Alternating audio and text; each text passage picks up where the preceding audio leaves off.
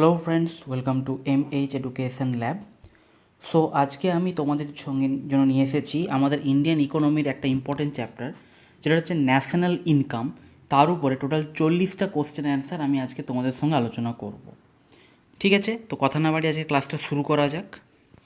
প্রথম কোশ্চেন দেখো কী বলা হচ্ছে, which of the following institutions release the world economic outlook report. World economic outlook report, এই রিপোর্টটা কে রিলিজ করে, এই রিপোর্টটা কোন সংস্থা রিলিজ করে? সঠিক উত্তর কী হবে? সঠিক উত্তর হবে অপশান সি, IMF বা ইন্টারন্যাশনাল মনিটারি ফান্ড, শর্টে যেটাকে বলা হয় IMF। তোমাদেরকে যদি কখনো জিজ্ঞেস করছে IMF কোথায় আছে, IMF আছে আমাদের আমেরিকাতে। IMF, ওয়ার্ল্ড ব্যাংক, এরা হচ্ছে সব কোথায় আছে? এরা সব হচ্ছে আমেরিকাতে আছে। 2 number question, which committee recommended the merger of regional rural banks বা RRB with their respective sponsor banks. আমাদের যে গ্রামীণ ব্যাংক, বাংলায় যেটাকে বলা হয় গ্রামীণ ব্যাংক, যেটা তোমরা জানো অনেকে হয়তো পরীক্ষা দাও, IPS RRBর পরীক্ষা হয়, সেই RRBর সঙ্গে তাদের যে রেসপেক্টিভ যে স্পন্সর ব্যাংক, তাদের মার্জার করার জন্য কে বলেছিল, কোন কমিটি? সঠিক উত্তর হচ্ছে Khusro committee, the agricultural credit review committee, Khusro committee 1989 recommended the merger of regional rural banks with their respective sponsor banks. It highlighted the weakness of RRBs and their non-viability. Next 3 নম্বর question বলা হচ্ছে, which of the following institutions releases the world economic outlook report. Actually কোশ্চেনটা repeat হয়ে গেছে, সঠিক উত্তর হবে option C, international monetary fund. 4 নম্বর question, which among the following is not a factor of production. কোনো কিছুকে প্রোডাকশান করতে গেলে তার যে যে জিনিসগুলো থাকে, কিছু কিছু ফ্যাক্টরস থাকে, এইগুলোর মধ্যে কোনটা সেই ফ্যাক্টরের মধ্যে পড়ে না? সঠিক উত্তর হবে অপশান ডি, ওয়েজেস। বাকি ল্যান্ড, লেবার, ক্যাপিটাল, এগুলো সব হচ্ছে আমার ফ্যাক্টর অফ প্রোডাকশানের মধ্যে পড়ে। এবং এই ফ্যাক্টর অফ প্রোডাকশানকে মাথায় রেখে বা সেগুলোকে ইনক্লুড করে আমরা যে কস্টটাকে বের করি, সেটাকে বলা হয় ফ্যাক্টরড কস্ট। আরেকটা থাকে কি, একটা হচ্ছে মার্কেট প্রাইস। মার্কেট প্রাইস হচ্ছে কীরকম হয়? মার্কেট প্রাইস হচ্ছে কোনো একটা জিনিস কোনো কাস্টমার মার্কেটে যে দামে কিনছে, মার্কেট থেকে যে দামে কিনছে, সেটাকে বলা হচ্ছে মার্কেট প্রাইস। আর ফ্যাক্টর কস্ট কি? ফ্যাক্টর কস্ট হচ্ছে এই সমস্ত প্রোডাকশান ফ্যাক্টরগুলোকে ইনক্লুড করে গভর্নমেন্টের বা কোনো সংস্থা, যে সংস্থা কোনো প্রোডাক্ট তৈরি করছে বা প্রডিউস করছে, তাদের সেই টোটাল প্রোডাকশানের কত খরচ হচ্ছে, সেটাকে বলা হয় ফ্যাক্টর কস্ট। ঠিক আছে, ফ্যাক্টর কস্ট এবং মার্কেট প্রাইস এই দুটোর উপর ডিপেন্ড করে আমাদের কিন্তু জিডিপিও দুরকম থাকে, GDP at factor cost, GDP at market price. একই রকমভাবে থাকে NNP মানে net national product, NNP at factor cost, NNP at market price. NNP at factor কস্টকে আবার বলা হয়ে থাকে কি, NNP অ্যাট ফ্যাক্টর কস্ট, এটাকেই বলা হয়ে থাকে ন্যাশনাল ইনকাম। এই জিনিসটা মাথায় রাখবে। শর্টে যদি তোমাদের কোথাও জিজ্ঞেস করে ন্যাশনাল ইনকাম কি, বলে দেবে NNP at factor cost is equals to national income. আর দেখো, এখানে তোমাদের একটা কথা বলি, ন্যাশনাল ইনকাম চ্যাপ্টারটা কিন্তু খুব ইম্পর্টেন্ট। এটা সম্বন্ধে তোমরা যদি আরও ডিটেলসে ক্লাস চাও, তোমরা কিন্তু কমেন্টে জানাতে পারো।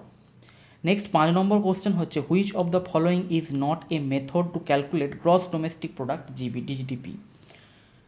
জিডিপি বা গ্রস ডোমেস্টিক প্রোডাক্টকে ক্যালকুলেট করার মেথড এগুলোর মধ্যে কোনটা না? সঠিক উত্তর হচ্ছে friends option D, diminishing cost method. বাকি প্রোডাক্ট মেথড, ইনকাম মেথড এবং এক্সপেন্ডিচার মেথড, এই তিনটাই কিন্তু জিডিপি ক্যালকুলেশনের মেথড।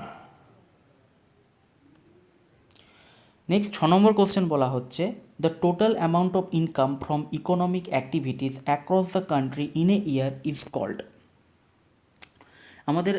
আমাদের দেশের মধ্যে সারা বছরে যে সব বিভিন্ন যে ইকোনমিক অ্যাক্টিভিটি হয়, তার থেকে আমাদের যে ইনকাম হয়, সেই ইনকামটাকে কী বলা হয়? সে টোটাল অ্যামাউন্ট যে ইনকাম, সেটাকে বলা হয় কি? সঠিক উত্তর হবে অপশান বি, ন্যাশনাল ইনকাম। এর মধ্যে হচ্ছে বিভিন্ন ধরনের ওয়েজ, ইন্টারেস্ট, রেন্ট, প্রফিট সমস্ত কিছু ইনক্লুডেড থাকে।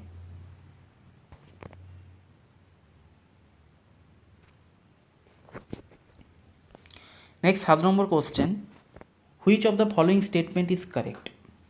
দেখো, বলতে বলতে এসে গেছে জিডিপি অ্যাট ফ্যাক্টর কস্টের ব্যাপার এসে গেছে। তোমাদের এখানে মাথায় রাখতে হবে সঠিক উত্তর হচ্ছে কি, সঠিক উত্তর হবে আমাদের option A, GDP at factor cost is equals two net value addition plus depreciation.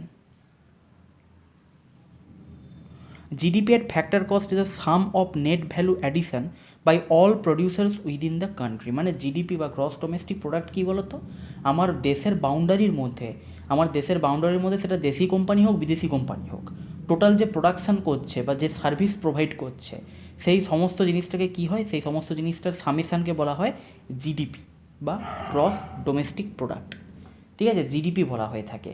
আর এখানে হচ্ছে জিডিপি আর জিএনপির মধ্যে পার্থক্য কী বলো তো, জিএনপির মধ্যে যেটাকে বলা হয় গ্রস নেট প্রোডাক্ট, জিএনপির মধ্যে কি থাকে, জিএনপির মধ্যে হচ্ছে শুধু ইন্ডিয়ানরা কতটা প্রোডাকশান করছে সেটা আমি বের করবো। মানে জিএনপিতে কি হয়ে থাকে যে আমার ভারতে বসে ভারতীয়রা কত ইনকাম করছে প্লাস বিদেশে বসে ভারতীয়রা কত ইনকাম করছে সেটা আমি টোটাল অ্যাডিশান করব। আর মাইনাস করব কোনটা, মাইনাস করব হচ্ছে আমার ভারতে বসে বিদেশিরা যে টাকাটা ইনকাম করছে। কেননা কি, ভারতে বসে বিদেশিরা যে টাকাটা ইনকাম করছে সেই টাকাটা ইনকাম করতে সে তো তার দেশে পাঠাবে না, দেশের মানুষের কাছে পাঠাবে, সে তার রেসপেক্টিভ কান্ট্রিতে পাঠাবে। এক যেমনভাবে এনআরআই যারা থাকে, এনআরআই কি বাইরে বসে ইনকাম করছে কিন্তু সেই ইনকামটা সে আমাদের দেশে ভারতের কাছে পাঠাচ্ছে। তো সেইটা কি হয়, সেটা আমার জিএনপির মধ্যে ক্যালকুলেট হয় বা অ্যাড হয়। আর আমার ভারতে বসে বিদেশিরা যে টাকাটা ইনকাম করছে সেটা মাইনাস করে দিতে হয় জিএনপিতে, যেটাকে তোমরা পরে দেখতে পাবে, যেটাকে বলা হয়ে থাকে এনএফআইএ, যেটাকে বলা হয় net factor income from abroad. আর জিডিপিতে কী হয়ে থাকে, জিডিপিতে হচ্ছে দেশের বাইরে আমার দেখা দরকার নেই, কারণ নামেই আছে গ্রস ডোমেস্টিক। ডোমেস্টিক মানে আমার টেরিটরির মধ্যে, ইন্ডিয়ান টেরিটরির মধ্যে, ইন্ডিয়ান টেরিটরির মধ্যে আমার টোটাল কত প্রোডাকশান হচ্ছে, সেটা আমার দেশের মানুষ করুক বা বিদেশি করুক, দেশি কোম্পানি করুক বিদেশি কোম্পানি করুক, আমার দেখার দরকার নেই। দেশের বাউন্ডারির মধ্যে যে যত প্রোডাকশন হচ্ছে সেটা টোটাল এটা সামেশান হচ্ছে আমার জিডিপি বা গ্রস ডোমেস্টিক প্রোডাক্ট। নেক্সট 8 নম্বর কোশ্চেন বলা হচ্ছে which of the following is correct for nominal GDP. আচ্ছা দেখো, এখানেও একটা জিনিস খুব ইম্পর্ট্যান্ট আছে, সেটা হচ্ছে নমিনাল জিডিপি এবং রিয়েল জিডিপি। ঠিক আছে, নমিনাল এবং রিয়েল জিডিপির কনসেপ্টটাও কিন্তু ভালো করে একটু বুঝে নাও, এখান থেকে কিন্তু কোশ্চেন আসে। আর আমি এই জন্য বারবার করে বলছি যে এই জায়গাগুলো যদি তোমাদের অসুবিধা থাকে, তো মানে জিডিপি কী, জিএনপি কী, হোয়াট ইজ এনএনপি কী, ফ্যাক্টর কস্ট কী, মার্কেট প্রাইস কী, তারপর হচ্ছে আমাদের রিয়েল জিডিপি, নমিনাল জিডিপি, তো এই জিনিসগুলো যদি তোমাদের কোনো রকম কোনো প্রবলেম থাকে তোমরা কিন্তু অতি অবশ্যই আমাকে কমেন্ট সেকশানে বলবে, আমি পারলে এটার উপর একটা শর্ট ক্লাস নিয়ে নেবো। কারণ জিডিপি, জিএনপি এই জিনিসগুলো কিন্তু তোমাদের মাথায় রাখা বা জিনিসগুলো সম্বন্ধে জানা খুব দরকার। এগুলো হচ্ছে ওয়ান টাইপ অফ ইকোনমিক্সের বেসিক। ঠিক আছে, তুমি ইকোনমিক পড়তে এসছো কিন্তু জিডিপি, জিএনপি, এনএনপি কী জিনিস তোমরা জানো না, what is factor cost, what is market price, national income বলতে কি, NFIA, net factoral income from abroad, এই জিনিসগুলো হচ্ছে বেসিক। এবং আমার মনে হয় তোমাদের অনেকেই আছে যাদের এই জিডিপি ফিডিপিতে কনফিউশন হয়, তো সেটা যদি তোমাদের যদি প্রবলেম হয় তোমরা কমেন্ট সেকশনে আমাকে লিখে জানাবে, আমি এটার উপর একটা ক্লাস নিয়ে নেব। আর যারা আমাদের পেড কোর্সে আছো তাদের তো কোনো ব্যাপার নেই, তারা ন্যাশনাল ইনকাম যে চ্যাপ্টারটা আছে আমাদের ইকোনমিক্সের 3rd চ্যাপ্টার, সেখানে তোমরা এগুলো সব পেয়ে যাবে, এগুলো সব তোমাদেরকে পড়ানো আছে, সে তাদের জন্য এটা প্র্যাকটিস হচ্ছে, তারা এখান থেকে পড়ে নিতে প্র্যাকটিস করতে পারবে। তো ওখানে তাদেরকে কিন্তু খুব ডিটেলসে জিনিসগুলো খুব ভালো করে উইথ নিউমেরিক্যাল এক্সাম্পল দিয়ে আমি জিনিসগুলো বুঝিয়ে যাতে তোমাদের সুবিধা হয় বুঝতে। 8 নম্বর কোশ্চেন হচ্ছে কী বলা হচ্ছে which of the following is correct about nominal GDP. Nominal GDP সম্বন্ধে কোনটা কারেক্ট, সঠিক উত্তর হচ্ছে অপশান সি, অনলি ওয়ান অপশানটা কী আছে, nominal GDP is calculated based on current prices. হ্যাঁ, নমিনাল জিডিপি হচ্ছে কারেন্ট প্রাইস, মানে 2019-এর যদি আমি ইনকামটাকে ক্যালকুলেট করি তো সেখানে বেস হিসেবে আমাকে 2019-এরই যে প্রাইস ট্যাগ লেভেলটা চলছে সেটাকেই আমাকে ধরতে হবে। আর রিয়েল জিডিপির ক্ষেত্রে কি হয়, রিয়েল জিডিপির ক্ষেত্রে হচ্ছে আমার যে বেস ইয়ার থাকে, যেমন বর্তমানে বেস ইয়ার হচ্ছে আমাদের ইন্ডিয়ান ইকোনমিতে 2011-12, সেই বেস ইয়ারের যে প্রাইস লেভেল ছিল তার সাপেক্ষে আমি আমার কতটা প্রোডাকশান হচ্ছে বা কতটা ইনকাম হচ্ছে সেটাকে আমি করব, ক্যালকুলেট করে দেখব, সেটাকে বলা হয় রিয়েল জিডিপি। আর কারেন্ট যে প্রাইস লেভেল তার উপর নির্ভর করে যদি যেটা বের করা হয় সেটাকে বলা হয় নমিনাল জিডিপি। সেটা এখানে বলাই হয়েছে, দেখো nominal GDP is calculated on the basis of current prices while real GDP is calculated on the base of base year prices and its data are more reliable accurate as compared to nominal GDP. Nominal GDP তো না, real GDP সবসময় মোর accurate data দেয়। আমার economic growth কত হচ্ছে সেটা যদি আমাকে প্রপারলি বুঝতে হয় সেক্ষেত্রে আমাকে রিয়েল জিডিপির দিকে তাকাতে হবে নাকি নমিনাল জিডিপি। আরেকটা জিনিস তোমাদের মাথায় রাখতে হবে, সেটা হচ্ছে নমিনাল জিডিপি এবং রিয়েল জিডিপি এই দুটোর মধ্যে পার্থক্যটা কী হয়, এই দুটোর মধ্যে পার্থক্য হচ্ছে ইনফ্লেশন। ঠিক আছে, ইনফ্লেশন তোমরা জানো যে জিনিসপত্রের যে দাম বেড়ে যায় সেটাকে বলা হয় ইনফ্লেশন। তো সেই রিয়েল জিডিপি এবং নমিনাল জিডিপির মধ্যে পার্থক্য হচ্ছে ইনফ্লেশন। নেক্সট 9 নম্বর কোশ্চেন বলা হচ্ছে what is the size of India's economy at present on a nominal GDP basis. Nominal GDP বেসিসের উপর ডিপেন্ড করে এখানে বলা হয়েছে ইন্ডিয়ার কারেন্ট ইকোনমি কত। ইন্ডিয়ার কারেন্ট ইকোনমি হচ্ছে অপশানে সঠিক উত্তর হবে 2.93 ট্রিলিয়ন ইউএস ডলার। বুঝতে পারছো, আমাদের সারা ওয়ার্ল্ডেরই আই থিঙ্ক ইকোনমি বোধহয় খুব বেশি হলে 10 থেকে 11 ট্রিলিয়ন ডলার হবে, সেখানে আমাদের ইন্ডিয়ার একার ইকোনমি 2.93 ট্রিলিয়ন ডলার। এটা হচ্ছে আইএমএফের 2019-এর যে রিপোর্ট সেটাতে এটা উঠে এসেছে, এবং currently India is the 5th largest economy in the world.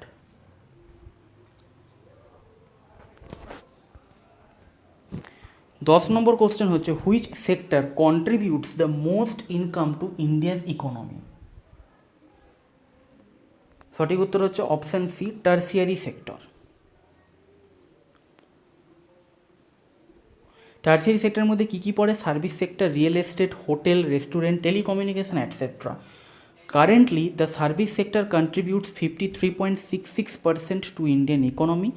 Second place is occupied by secondary sector, that is about 31% of GDP.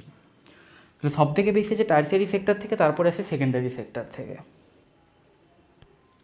11 number question till what time Indian economy want to become a $5 trillion economy.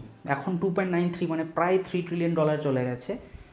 $5 trillion হতে চাইছে, এই টার্গেটটা কতদিনের মধ্যে achieve করতে চাইছে India? সঠিক উত্তর হচ্ছে অপশন বি, 2024-25। এবং তার জন্য কি করতে হবে? 9% প্রতি বছরে গ্রোথ রেট ইন্ডিয়াকে দেখাতে হবে। যদিও কোভিড সিচুয়েশনের পরে এই টার্গেটটা আর অ্যাচিভ করা পসিবল হবে কি না সেটা এখনই বলা খুব মুশকিল। 12 number question what is the base year for calculating India's GDP. আমাদের এক্ষুনি বলেছিলাম আমাদের এখন কারেন্ট বেস ইয়ার কত? বেস ইয়ার হচ্ছে সঠিক উত্তর অপশান সি, 2011-12। এর আগে কত ছিল? এর আগে ছিল 2004-05। কতদিন অন্তর অন্তর চেঞ্জ হয়? প্রতি 5 বছর অন্তর অন্তর চেঞ্জ হয়। কিন্তু 2017 এরপরে অ্যাকচুয়ালি 12-র পরে 5 বছর পরে 2017-18-তে এটা রিভাইজ করার কথা ছিল, বাট সেটা করা হয়ে ওঠেনি, বিভিন্ন কারণে সেটা করা হয়ে ওঠেনি। এবার সেন্ট্রাল গভর্নমেন্ট এখন ওই জন্য রিভাইজ করতে চাইছে, 2017-18-তে এটাকে নিয়ে আসতে চাইছে, বাট এখনও অবধি সেটা হয়ে ওঠেনি। আবার কেউ কেউ এখন বলছে যে 2017-18-তে যেহেতু অনেক দিন হলো ক্রস করে চলে এসেছে, 2017-18-কে এখন বেস ইয়ার করে আর লাভ নেই, একবারে 19-20 বা 20-21-কে আমরা বেস ইয়ার হিসেবে ধরে নেবো, এরকমও কিন্তু প্রস্তাব ধীরে ধীরে উঠে আসছে। তো ফাইনাল কী হয় যখন আপডেট পেয়ে যাবো, আমি আপডেট পেলে তোমাদেরকে অবশ্যই জানিয়ে দেবো। ততদিন অবধি মনে রাখবে যে আমাদের ইন্ডিয়ান কারেন্ট জিডিপির কারেন্ট বেস ইয়ার হচ্ছে 2011-12, এবং এর আগে ছিল 4-5, এবং নিয়ম হয়েছে এটা প্রতি 5 বছর অন্তর অন্তর অন্তর চেঞ্জ হওয়া উচিত।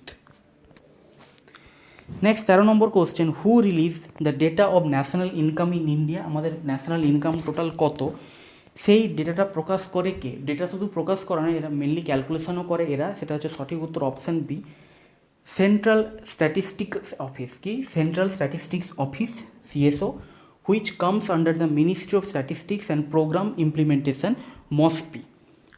বেসিক্যালি মসপি হতে জোর দিচ্ছে যে আমাদের যেন ইন্ডিয়ান এটা বারবার ঘুরে যাচ্ছে, অটোটা টপ করে দিই।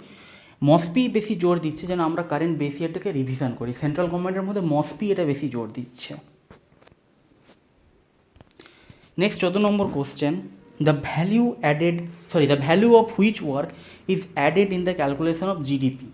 জিডিপি বা গ্রস ডোমেস্টিক প্রোডাক্টের মধ্যে এইগুলোর মধ্যে যে অপশানগুলো আছে এর মধ্যে কোনটা অ্যাড হবে? কিসের ভ্যালু অ্যাড হবে? সঠিক উত্তর কী হবে? সঠিক উত্তর option D, construction of new house by an artisan. ঠিক আছে, the value of the construction of a new house is added to the calculation of GDP because it is a new production work in the economy. যখনই কোনো নতুন production কিছু হবে তখনই সেটা জিডিপির মধ্যে অ্যাড হয়ে যাবে।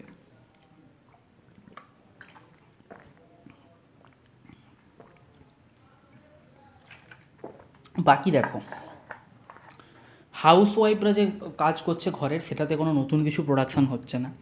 টিচার যখন নিজের ছাত্রকে পড়াচ্ছে সেখানে নতুন কোনো প্রোডাকশান হচ্ছে না।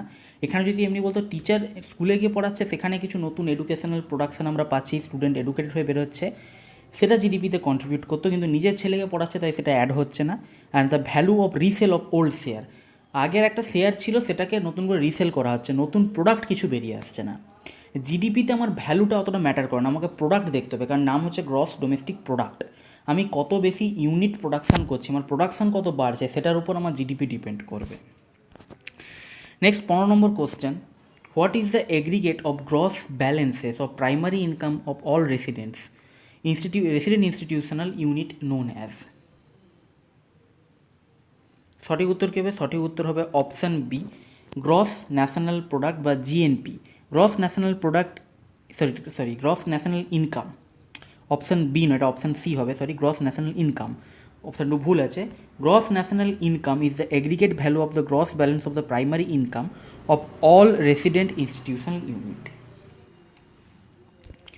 সঠিক উত্তর হবে অপশান সি, নট বি, এখানে একটু ভুল আছে। Next 16 number question, which one of the following are the part of gross national product বা জিএমপি? জিএনপির পার্টের মধ্যে কোনগুলো পড়ে? জিএনপির পার্টের মধ্যে পড়ে অপশান ডি সবগুলোই। ইম্পোর্ট, এক্সপোর্ট এবং মানি আর্নড বাই রেসিডেন্ট অ্যাব্রড সবই জিএনপির মধ্যে পড়ে। আমি তোমাদের একটু আগেই বলছিলাম যে জিএনপিতে আমরা আমাদের বিদেশে যে ভারতীয়রা ইনকাম করছে সেটাও আমার জিএনপির মধ্যে ক্যালকুলেট হবে, জিডিপির মধ্যে ক্যালকুলেট হবে না, বাট জিএনপির মধ্যে ক্যালকুলেট হবে। Gross national product is the value of all finished goods and services owned by country's resident over a period of time. আমাদের কান্ট্রিজ রেসিডেন্ট মানে ভারতীয়দের দ্বারা বা যে কোনো দেশের যে রেসিডেন্ট তাদের দ্বারা যে প্রোডাকশানটা হচ্ছে সেটা সে দেশে থেকে করুক বা বিদেশে থেকে করুক, সবই আমার জিএনপির মধ্যে ঢুকবে।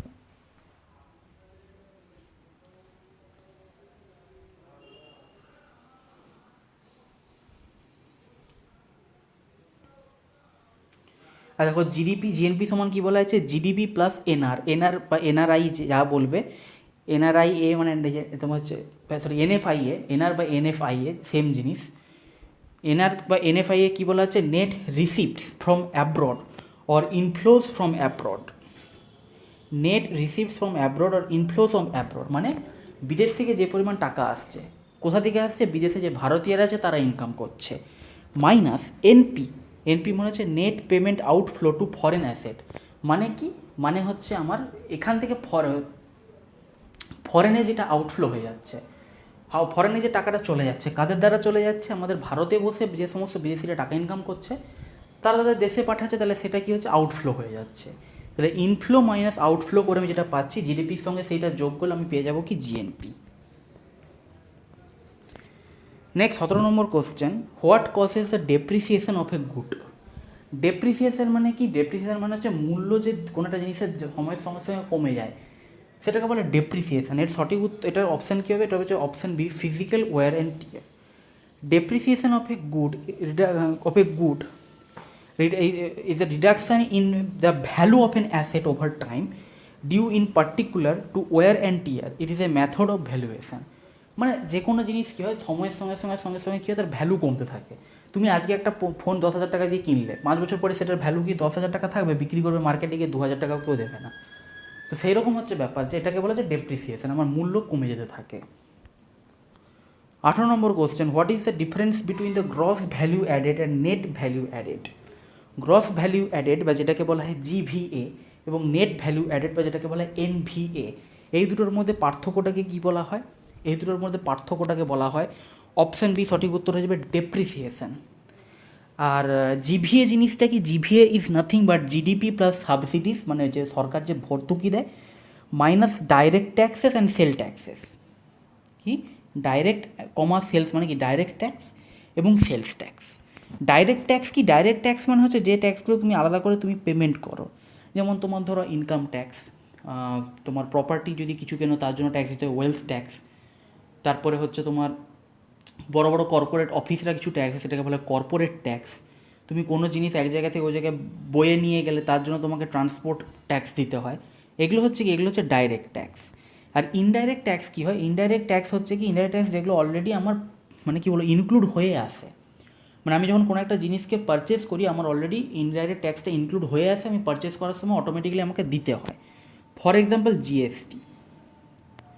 এখন যে কোনো জিনিস প্রাইস যখন আমরা কিনতে যাই আমার প্রাইসের সঙ্গে জিএসটিটা ইনক্লুড হয়ে আসে, আলাদা করে আমাকে পেমেন্ট করতে হয় না। এটাকে বলা হয় কি জিএস, এই ধরনের ট্যাক্সকে বলা হয় ইনডাইরেক্ট ট্যাক্স। আর ডাইরেক্ট ট্যাক্সকে আমাকে আলাদা করে পেমেন্ট করতে হয়। ইনকাম ট্যাক্স তোমাকে আলাদা করে পেমেন্ট করতে হবে। যারা গভর্নমেন্ট এমপ্লয়ি থাকে তাদেরকে কী করতে হয়, ওয়েস্ট বেঙ্গল ফাইন্যান্সে ওয়েবসাইটে নিজের পোর্টাল বানাতে হয়, সেখানে বছরের শেষে গিয়ে তাদেরকে দেখতে হয়, তাদের ক্যালকুলেশন এসে যায় যে কত আমার ট্যাক্স পড়ছে, সেই ট্যাক্সটা তাদেরকে পে করতে হয়। ঠিক আছে, এটা হচ্ছে ইনকাম ট্যাক্স, আমাকে আলাদা করে পেমেন্ট করতে হচ্ছে। আর এটা হচ্ছে এর জন্য ডাইরেক্ট ট্যাক্স। ইনডাইরেক্ট ট্যাক্স হচ্ছে কি, তুমি যদি খতিয়ে না দেখো তুমি বুঝতে পারবে না, কিন্তু তার মধ্যে ট্যাক্সটা ঢুকে যাচ্ছে, এটা হচ্ছে ইনডাইরেক্ট ট্যাক্স। তো সেই ডাইরেক্ট ট্যাক্স এবং সেলস যে ট্যাক্স থাকে সেটাকে মাইনাস করতে হবে, আর সাবসিডি বা ভর্তুকিকে যুক্ত করতে হবে। ভর্তুকি মানে জানো গভর্নমেন্ট তোমার তরফ থেকে যে টাকা দেয়, এলপিজি গ্যাসে তুমি সাবসিডি পাও, এটাই হচ্ছে কি, এটাই হচ্ছে আমার জিডিপির সঙ্গে যোগ করা বিয়োগ করে আমি পাচ্ছি জিভিএ। জিভিএকেও এক সময় ন্যাশনাল ইনকাম ক্যালকুলেশনের বেস হিসেবে ইউজ করা হতো, বাট ব্যাক ইন 2018 আরবিআই এই প্রসেসটাকে কী করে ডাম্প করে দেয়, বাদ দিয়ে দেয়। তারা বলে যে জিভিএর তুলনায় জিডিপি হচ্ছে মোর সায়েন্টিফিক ওয়ে ন্যাশনাল ইনকামকে ক্যালকুলেট করার, এবং তারা জিভিএটাকে বাদ দিয়ে দেয়। তাহলে জিভিএ এখন খুব একটা ইম্পর্টেন্ট না, কেন এটা অলরেডি ক্যান্সেল আউট হয়ে গেছে। নেক্সট 19 নম্বর কোশ্চেন বলা হচ্ছে, what is the formula for GDP ডিফ্লেটার। GDP ডিফ্লেটার বলে একটা জিনিস থাকে, হোয়াট ইজ জিডিপি ডিফ্লেটার, এখানে সেটাই জিজ্ঞেস করছে যে জিডিপি ডিফ্লেটারের ফর্মুলাটা কী হয়। এর ফর্মুলা কি, জিডিপি ডিফ্লেটারের ফর্মুলা হচ্ছে, সঠিক উত্তর কি option D, nominal GDP by real GDP. Nominal GDP এবং রিয়েল জিডিপির যে রেশিও সেটাকে বলে GDP deflator. The GDP deflator measures price inflation in an economy. It measures the change in prices for all goods and the services produced in an economy. The GDP deflator is calculated by dividing nominal GDP by real GDP and multiplying by 100। তো inflation হবে, কারণ আমি তোদের এক্ষুনি বলছিলাম যে nominal GDP এবং real জিডিপির মধ্যে পার্থক্য অ্যাকচুয়ালি ইনফ্লেশন হয়। ইনফ্লেশনের কারণে কী হয়, নমিনাল এবং রিয়েল জিডিপির মধ্যে পার্থক্য আসে। নমিনাল এবং রিয়েল জিডিপির মধ্যে পার্থক্য যত বেশি হবে, বুঝতে হবে যে আমার সেই পার্টিকুলার দেশের ইকোনমিতে ইনফ্লেশন তত বেড়েছে, তাই এদের রেশিওতেও আমার ইনফ্লেশনই আমি বের করি। নেক্সট হচ্ছে 20 number question, what does decreasing contribution of agriculture to GDP signifies. জিডিপিতে এগ্রিকালচারের যে কন্ট্রিবিউশন সেটা যে দিনকে দিন কমে যাচ্ছে, সেটার তাৎপর্যটা কী। সঠিক উত্তর হচ্ছে option C, country is becoming more developed. এটা ফ্যাক্ট। যত আমার এগ্রিকালচারের, দেখো এগ্রিকালচারের কন্ট্রিবিউশন থাকবে সেটা আমি বলছি না, বাট পার্সেন্টেজ হিসাবে, জিডিপিতে পার্সেন্টেজ হিসাবে তুমি যদি ক্যালকুলেট করতে চাও, তাহলে তোমার দেখা যাবে এগ্রিকালচারের পার্সেন্টেজটা যত কমতে থাকবে। এগ্রিকালচারের পার্সেন্টেজ তখনই কমবে যখন তোমার অন্যান্য ইন্ডাস্ট্রিয়াল সেক্টরের যে কন্ট্রিবিউশন সেটা বাড়বে, কারণ এগ্রিকালচার ওভারঅল দেখতে গেলে কখনো কমবে না। আমার দেশের খাবারের যা ডিমান্ড সেটা কখনো কমবে না, বাড়বে। অর্থাৎ সেটার সঙ্গে কোপ আপ করতে গেলে আমার এগ্রিকালচারের ওভারঅল প্রোডাকশানটা অবশ্যই বাড়বে, কিন্তু জিডিপিতে যে কন্ট্রিবিউশন সেই পার্সেন্টেজের হিসাবে যদি দেখি, তাহলে সেটা যদি আমার কমতে থাকে তাহলে বুঝতে হবে আমার ইকোনমি ডেভেলপ করছে। The movement from an agrarian based economy to the manufactured and service based economy shows that a country is moving from a less developed phase to a developing and developed phase. 21 number question, the new GDP series calculates GDP based on which price. নতুন GDP যে আমাদের series আছে সেটা কোন প্রাইসের উপর depend করে GDP calculate করে, সঠিক উত্তর হচ্ছে অপশানে মার্কেট প্রাইস। তোমাদের আমি একটু আগে বলেছিলাম মার্কেট প্রাইস কি, মোদ্দা কথা তুমি মার্কেটে কোনো একটা জিনিস যে দামে কেনো সেটাই হচ্ছে market price. New GDP series হচ্ছে কি 2011-12, মানে আমাদের যে এখন যে বেস ইয়ার চলছে, change of base year 2005 to 2011-12, change in GDP calculation to use market prices rather then factor cost না করে মার্কেট প্রাইসের উপর ডিপেন্ড করে জিডিপিকে এখন ক্যালকুলেট করা হচ্ছে। কারণ বলা হচ্ছে যে আমার অ্যাকচুয়ালি সাধারণ মানুষ যে দামে আমার জিনিসটা কিনবে, তাকে সে যে দামে জিনিসটা আমি মানে তাকে কিনতে হচ্ছে, সেটাই আমার অ্যাকচুয়াল হচ্ছে ইকোনমিক গ্রোথ বা জিডিপিটাকে শো করে। Adopted the international practice of valuing industry wise estimates as gross value added at basic prices. Okay, তো এইখানে কিছু লেখা আছে, এগুলো তোমরা দেখে নিও। 22 number question, real national income increases in which of the following circumstances. Real national income increase হবে কোন পরিস্থিতিতে?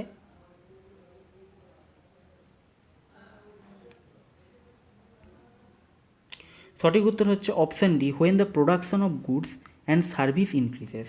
রিয়েল ন্যাশনাল ইনকাম মানে তোমরা কিন্তু কিছুটা রিয়েল জিডিপির ইকুইভ্যালেন্ট বলতে পারো, ঠিক আছে, রিয়েল জিডিপির ইকুইভ্যালেন্ট বলতে পারো। রিয়েল জিডিপি মানে যেটা হচ্ছে তোমার এর উপর ডিপেন্ড করবে, বেস ইয়ারের যে বেস ইয়ারটাকে আমরা যখন হচ্ছে করবো, বেস ইয়ারের সাপেক্ষে ক্যালকুলেট করবো, তখন সেটাকে আমরা বলি রিয়েল জিডিপি, এবং তার ইকুইভ্যালেন্ট বলতে পারো রিয়েল ন্যাশনাল ইনকাম। তো সবসময় মনে রাখবে রিয়েল ন্যাশনাল ইনকাম তখনই বৃদ্ধি পাবে যখন আমার অ্যাকচুয়ালি প্রোডাকশানটা ইনক্রিজ হচ্ছে। আর নমিনাল জিডিপি বা নমিনাল ন্যাশনাল ইনকাম আমার কখন ইনক্রিজ হবে, যখন ইনফ্লেশন ইনক্রিজ হচ্ছে। মানে কি আমার দেখা গেলো প্রোডাকশান আমার খুব একটা বাড়লো না, আমি আগেও সাপোজ আমি বলছি আমি আগেও হচ্ছে 100টা ফোন আমার দেশে তৈরি হচ্ছিলো, এখনও 100টা ফোনই দেশে তৈরি হচ্ছে, কিন্তু আমার কি হয়েছে দেখা যাচ্ছে কি আমার ফোনের দাম বেড়ে গেছে। আইফোনের যেমন প্রতিটা মডেল বেরোনোর সঙ্গে সঙ্গে দাম বাড়ে, সেরকম কী হয়েছে কি আমার ফোনের দাম বেড়ে গেছে। দাম বেড়ে যাওয়ার জন্য আমি ওভারঅল দেখছি কি আমার ইনকাম বেশি হচ্ছে, কিন্তু আমার প্রোডাকশান সেম। তো সেটা হচ্ছে কি যখন আমি নমিনাল জিডিপি ক্যালকুলেট করবো তখন দেখা যাবে যে আমার ইনফ্লেশনের জন্য আমি দেখা যাচ্ছে ইনকাম বেশি হচ্ছে, কিন্তু আমি যখন রিয়েল জিডিপিটাকে দেখতে যাব বা রিয়েল ন্যাশনাল ইনকাম দেখতে যাব তখন কিন্তু আমার প্রোডাকশানটা ম্যাটার করবে, নাকি আমি কত টাকা ইনকাম করছি সেখান থেকে। ঠিক আছে?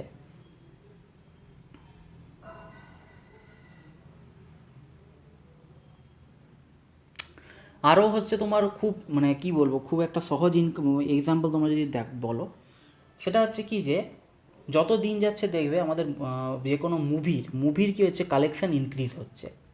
তার মানে কি সবসময় সেই মুভিটা বেশি টিকিট সেল করছে বা বেশি হিট করছে, বেশি শো পাচ্ছে তা নয়। যত দিন যাচ্ছে আমার সিনেমার টিকিটের দাম বেড়ে যাচ্ছে, যেহেতু যত দিন যাচ্ছে সিনেমার টিকিটের দাম বেড়ে যাচ্ছে, তাই আমার কি হচ্ছে ওভারঅল ইনকামটা বেশি হচ্ছে। কিন্তু তার মানে কিন্তু এই নয় যে সে বেশি পরিমাণ টিকিট বিক্রি, সবসময় কিন্তু এমন কোনো ব্যাপার নেই যে বেশি টিকিট বিক্রি করছে বা বেশি লোক হলে গিয়ে সিনেমাটা দেখছে, তার কোনো মানে নেই। যত দিন যাচ্ছে আজ থেকে 5 বছর আগে সিনেমার টিকিটের যে দাম ছিল, এখন মাল্টিপ্লেক্স এসে গিয়ে সিনেমার টিকিটের দাম অনেক বেড়ে গেছে। তো সেই জন্য আমার টিকিটেরই যদি দাম বেড়ে যায় তখন আমার অটোমেটিক্যালি কী হচ্ছে ইনকামটা বেড়ে যাচ্ছে।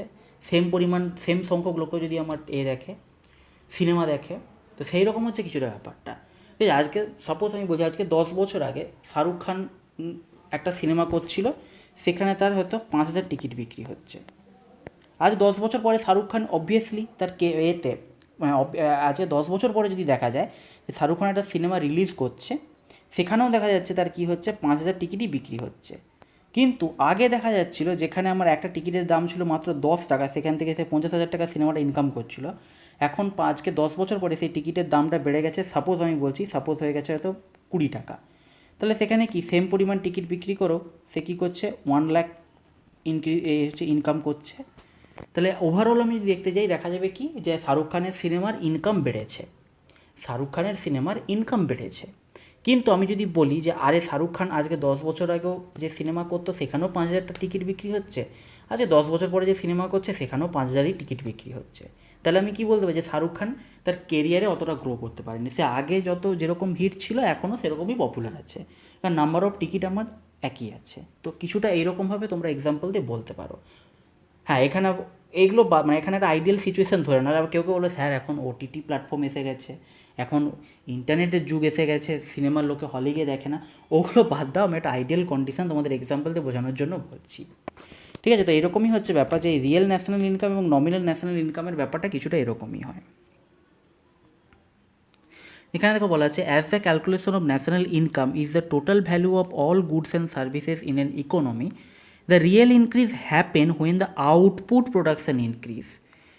শুধুমাত্র প্রোডাকশানটা যখন ইনক্রিজ হবে তখনই আমি রিয়েল বলতে পারবো যে আমার হচ্ছে ইকোনমিক গ্রোথ হচ্ছে বা ন্যাশনাল বেড়েছে।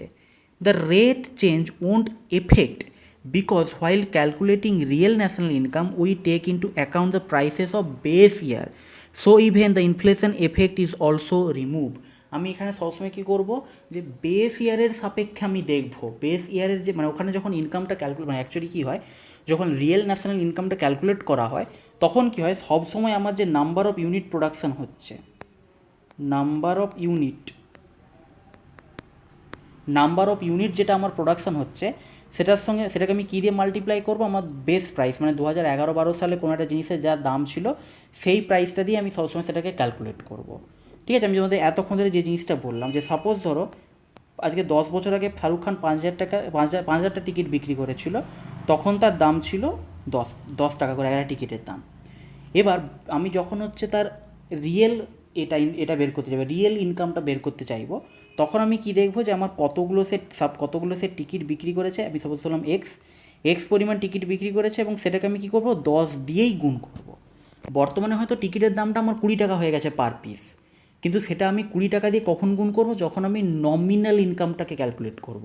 কিন্তু যখন আমাকে রিয়েল ইনকাম ক্যালকুলেট করতে হচ্ছে, তখন আমি নাম্বার অফ ইউনিটের যে আমার প্রোডাকশানটা হচ্ছে সেটাকে আমি কী করবো, সেটাকে আমি বেস ইয়ারের যে প্রাইস ছিল সেই বেস ইয়ারের প্রাইসটা দিয়েই আমি কী করব, গুণ করব। কী করব, বেস ইয়ারের প্রাইসটা দিয়ে আমি গুণ করব। ঠিক আছে, বুঝতে পারলে নমিনাল ইনকাম আর রিয়েল ইনকামের মধ্যে পার্থক্য কী। বেসিক্যালি আমাদের এই নমিনাল এবং রিয়েল মানে রিয়েল জিডিপি বা রিয়েল ন্যাশনাল ইনকাম, এই কনসেপ্টটাই নিয়ে আসা হয়েছিল, বা বেস ইয়ারের সাপেক্ষে যে ক্যালকুলেট করতে হবে সেই কনসেপ্টটাই নিয়ে আসা হয়েছিল কিসের সাপেক্ষে, সেই কনসেপ্টটাই নিয়ে আসা হয়েছিল ইনফ্লেশনের এফেক্টটাকে নিউট্রালাইজ করার জন্য। ইনফ্লেশনের বা মুদ্রাস্ফীতির এফেক্টটাকে নিউট্রালাইজ করার জন্য এটাকে নিয়ে আসা হয়েছিল। 23 নম্বর কোশ্চেন হচ্ছে, what does a good with positive externalities known as. Positive externalities known as কি, সেটা সঠিক উত্তর হচ্ছে merit good. Merit goods are the goods that are provided generally by the government to certain sections of society. Unlike in case of pure public goods, merit goods are not provided to entire society, rather they are given to certain targeted people. They have positive externalities, example হচ্ছে health, education, etc.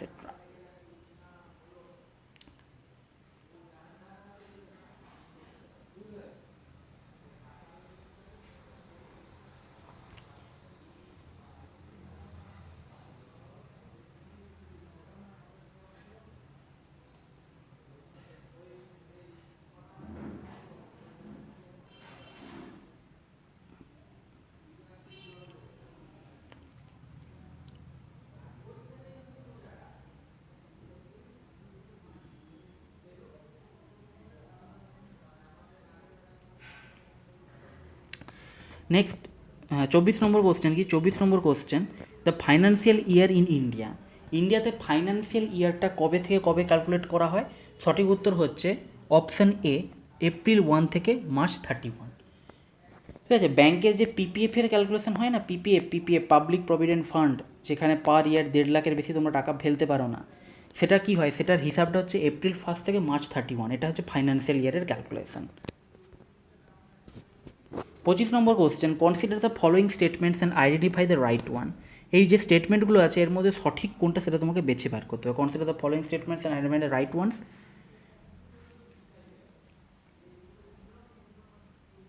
সঠিক উত্তর কী হবে? সঠিক উত্তর হবে option C, both. National income is the monetary value of all final goods and service produces, obviously. Depreciation is deducted from gross value to get net value, obviously. আমাদের একটু আগে বলছিলাম গ্রস ভ্যালু অ্যাডেড এবং net value added, এই দুটোর মধ্যে পার্থক্যটাই হচ্ছে depreciation. তাহলে দুটোই আমার সঠিক উত্তর হচ্ছে। 26 নম্বর কোশ্চেন কী বলা আছে দেখো, 26 নম্বর কোশ্চেন বলা আছে, এগেন কোনটা সঠিক তোমাদের বলেছে, তোমরা পড়ে নাও একটু।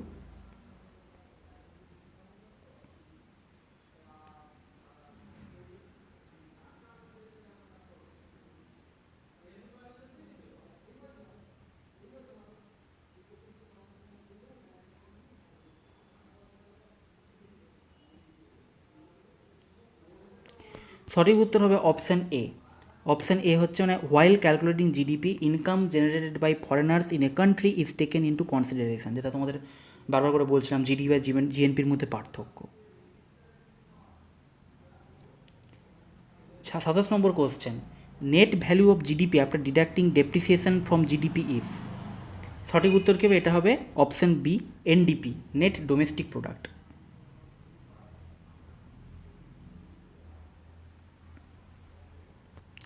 28 নম্বর কোশ্চেন, এগেন তোমাকে দেখতে হবে যে কোনটা সঠিক বলা হয়েছে জিএনপি সম্বন্ধে। দেখো এটাও আমি তোমাদের অলরেডি আলোচনা করে দিয়েছি জিডিপি এবং জিএনপির পার্থক্য বোঝানোর সময়। জিএনপি যখন ক্যালকুলেট করা হয় কোনটাকে কনসিডার করি আর কোনটাকে আমরা বাদ দিই। সঠিক উত্তর কী হবে? Option B, while calculating GNP, income generated by nationals of a country outside the country is taken into account, যেটা জিডিপির ক্ষেত্রে বাদ দেওয়া হয় কিন্তু জিএনপির ক্ষেত্রে কনসিডার করা হয়। অপশান বি এখানে সঠিক উত্তর হচ্ছে। 29 number question, when depreciation is deducted from GNP. GDP থেকে বাদ দিলে সেটাকে আমরা কী বলছিলাম? এনডিপি। তাহলে জিএনপি থেকে বাদ দিলে কী বলবো? NNP, net national product, NNP. যে কোনো গ্রস এবং নেট, সেটা ডোমেস্টিক প্রোডাক্ট হোক, ন্যাশনাল প্রোডাক্ট হোক বা ভ্যালু অ্যাডেড হোক, যে কোনো গ্রস থেকে নেট বাদ দিলেই সবসময় কী আসবে, ডেপ্রিসিয়েশন আসবে। এটা মনে রাখবে, ঠিক আছে? যে কোনো গ্রস থেকে নেট বাদ দিলে আমরা কী পাবো সবসময়, ডেপ্রিসিয়েশন।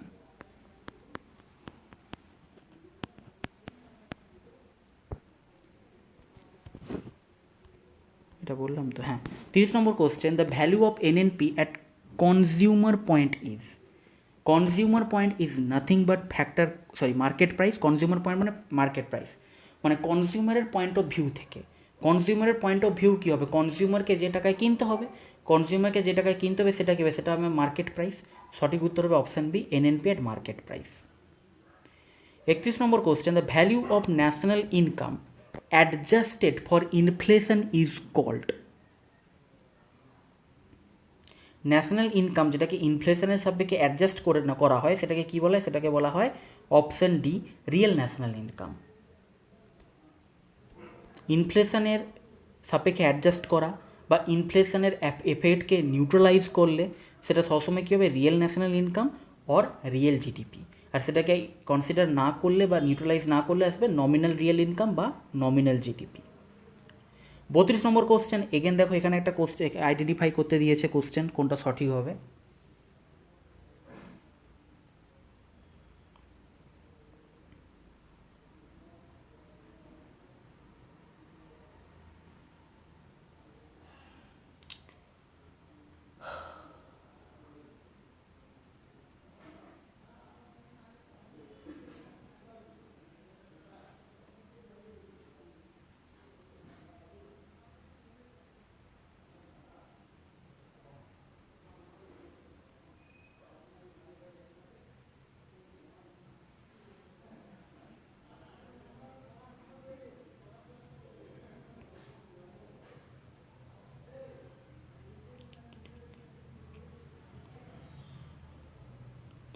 এখানে সঠিক উত্তর কী হবে, অপশান সি।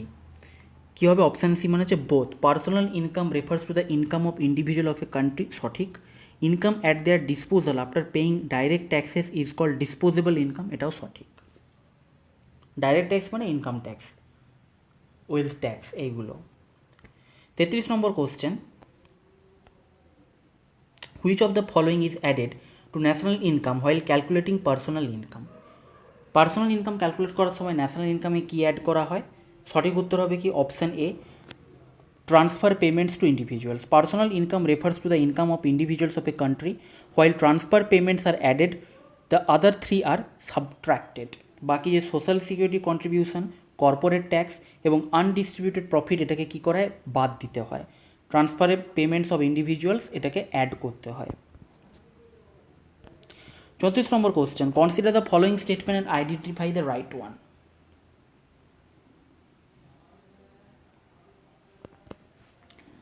সঠিক উত্তর হচ্ছে অপশান এ, অনলি এ হচ্ছে সঠিক উত্তর। CSO is the premier statistical institution for collecting the data in India. Central statistical organization, যেটা এখন সেন্ট্রাল স্ট্যাটিস্টিক্যাল অফিস নামে রিনেম হয়ে গেছে, established in 1950 and is vested with the responsibility of national income estimation. It presents estimates once a year, not twice a year. ওই জন্য 2 নম্বরটা ভুল হচ্ছে। 35 number question, as per CSO classification which of the following does not fall under industrial sector. এগুলোর মধ্যে industrial সেক্টরের মধ্যে কোনটা পড়ছে না সিএসও ক্লাসিফিকেশন অনুযায়ী? সঠিক উত্তর কী হবে, সঠিক উত্তর হবে অপশান সি, ফিশারি। ফিশারি কিসের মধ্যে পড়ছে, এগ্রিকালচার সেক্টরের মধ্যে পড়ে যাচ্ছে। নেক্সট 36 নম্বর question, as per CSO classification which of the following does not fall under finance and real estate category. Finance এবং রিয়েল এস্টেট ক্যাটাগরির আন্ডারে পড়ে না কোনটা সিএসও ক্লাসিফিকেশন অনুযায়ী? সঠিক উত্তর হবে অপশান বি, কনস্ট্রাকশন।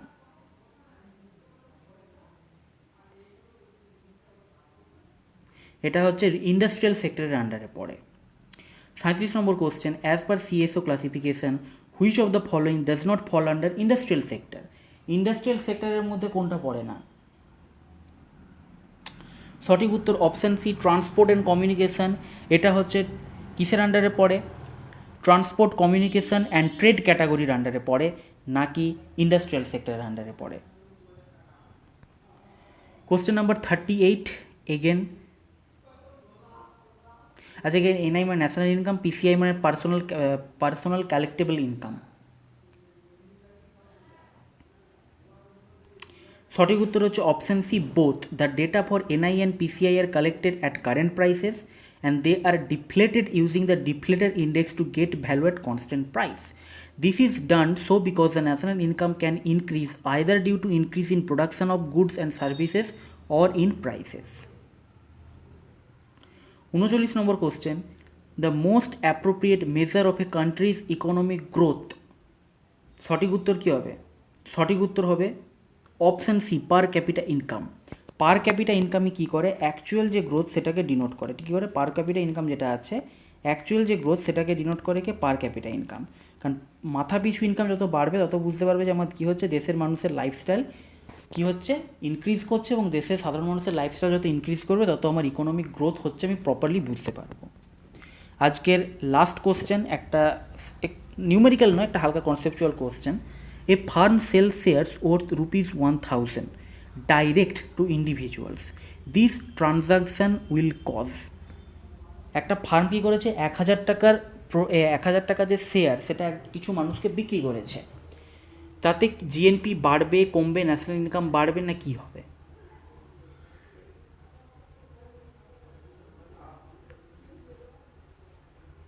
সঠিক উত্তর এখানে কী হবে?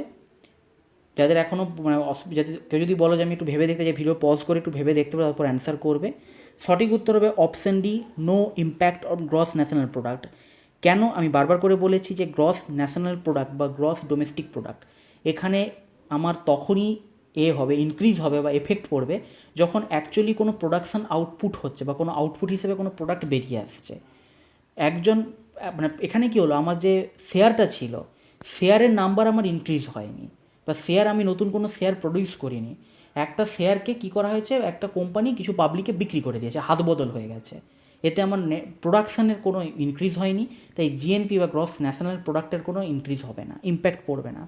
এ firm sell shares worth 1000 direct to individuals, this transaction will cause no impact on gross national product as GNP measures the output generated by a country's enterprises whether physically located domestically or abroad, but here no output is generated. এখানে কোনো output generate হচ্ছে না। আমি কী বললাম? শুধু হাত বদল হচ্ছে। আমার যে শেয়ারটা ছিল সেটা শুধু হাত বদল হচ্ছে, কোনো প্রোডাকশান কিছু হচ্ছে না, কোনো আউটপুট আমার বেরিয়ে আসছে না। তাই এটা আমার সবসময় কী হবে, এখানে আমার কোনো জিএনপিতে ইম্প্যাক্ট পড়বে না। তো এই ছিল আজকের কোশ্চেন অ্যান্সার। ন্যাশনাল ইনকামের উপরে 40টা ইম্পর্টেন্ট কোশ্চেন আমি আলোচনা করলাম। যতটা সম্ভব দেখো আমি এখানে কনসেপ্টটাকে ক্লিয়ার করার চেষ্টা করেছি, কোশ্চেনগুলো আমি আলোচনা করেছি ঠিকঠাক করে ডিটেলসে। যদি ভালো লেগে থাকে অবশ্যই ভিডিওটাকে একটা লাইক করো, বন্ধুদের সঙ্গে শেয়ার করো, এবং এমএইচ এডুকেশন ল্যাব চ্যানেলটাকে সাবস্ক্রাইব করে বেল আইকনটা প্রেস করে দাও, যাতে এই চ্যানেলের ভিডিওগুলো তোমরা আপলোড যেগুলো হচ্ছে নিয়মিতভাবে তোমরা নোটিফিকেশান পেতে থাকো। আজকে এখানেই শেষ করলাম। Thank you, have a nice day and all the best for all of your upcoming exams. Thank you.